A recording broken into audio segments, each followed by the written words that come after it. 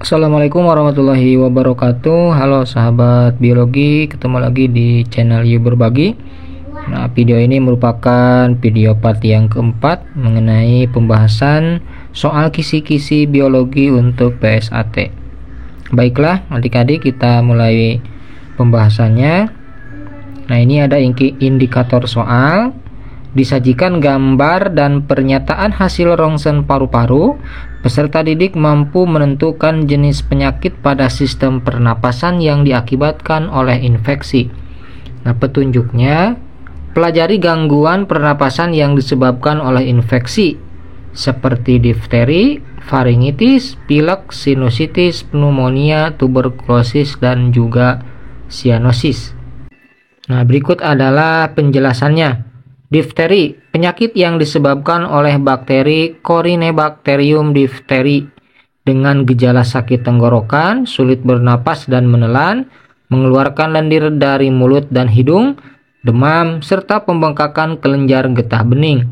Kemudian faringitis, peradangan pada paring dan tenggorokan yang menyebabkan rasa sakit ketika menelan makanan, disebabkan oleh infeksi virus seperti influenza, bakteri misalnya Streptococcus dan juga Corynebacterium. Kemudian ada pilek, yaitu kondisi yang terjadi pada seseorang saat pengidapnya mengeluhkan adanya hidung tersumbat dan juga berair. Umumnya kondisi ini disebabkan oleh infeksi atau alergi sehingga bisa mengganggu aktivitas pengidapnya sehari-hari.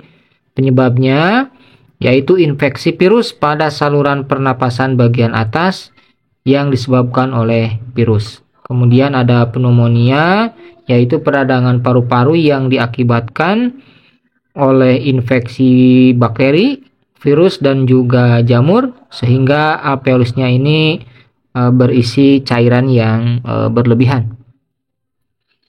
Kemudian ada juga tuberkulosis, ya ini penyakit yang disebabkan oleh Mycobacterium tuberculosis gitu ya. Kemudian ada juga adenoid, yaitu peradangan dan pembengkakan pada kelenjar di dalam hidung atau tenggorokan bagian atas. Kemudian ada hipoksia, kondisi di mana kadar oksigen di dalam jaringan tubuh menurun. Gejala hipoksia yang umumnya terjadi pada penderita yakni sesak napas, sulit berbicara, dan juga tubuh terasa lemas. Kemudian sianosis, kondisi medis yang ditandai dengan perubahan warna kulit atau membran mukosa menjadi kebiruan. Kondisi kulit membiru bisa disebabkan oleh kurangnya oksigen dalam darah yang mengalir ke jaringan tubuh. Nah, baiklah adik-adik, kalau kita lihat indikator soal, jadi menanyakan penyakit yang disebabkan oleh infeksi, berarti oleh mikroorganisme seperti jamur, bakteri, dan juga virus. Nah, sedangkan pada pembahasan penjelasan pada indikator ini ada yang disebabkan oleh infeksi, ada yang tidak, begitu ya. Nah, kita lihat soal latihannya. Nah, ini soalnya. Di bawah ini yang termasuk ke dalam jenis penyakit pada sistem pernapasan manusia yang disebabkan oleh infeksi adalah apakah difteri, kemudian sklorosis, kemudian sianosis, kemudian faringitis atau pilek.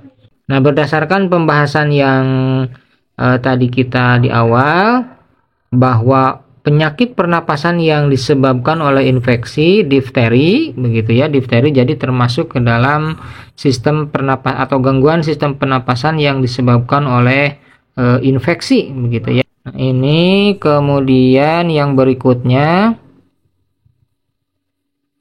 yaitu sklerosis. Yang berikutnya yaitu sklerosis. Nah, sklerosis ini tidak ada hubungannya atau bukan tergolong ke dalam sistem pernapasan, begitu ya. Kemudian sianosis, yang ketiga sianosis. Nah, sianosis ini termasuk ke dalam gangguan sistem pernapasan, tetapi penyebabnya bukan karena infeksi, begitu ya. Mari kita lihat kembali. Nah, jadi sianosis ini ditandai dengan perubahan warna kulit atau membran mukosa menjadi kebiruan. Nah, ini penyebabnya adalah kurangnya oksigen dalam darah. Jadi bukan karena infeksi begitu ya. Kemudian ada juga faringitis. Nah, faringitis termasuk ke dalam gangguan sistem pernapasan.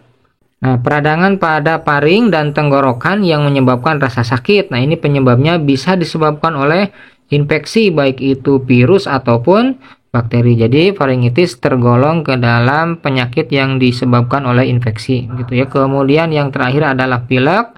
Nah, jelas pilek ini disebabkan oleh infeksi ya. Nah, ini disebabkan oleh virus begitu. Oke. Baik, itu saja adik-adik pembahasan indikator kali ini. Semoga membantu. Selamat bertemu lagi di video berikutnya. Assalamualaikum warahmatullahi wabarakatuh.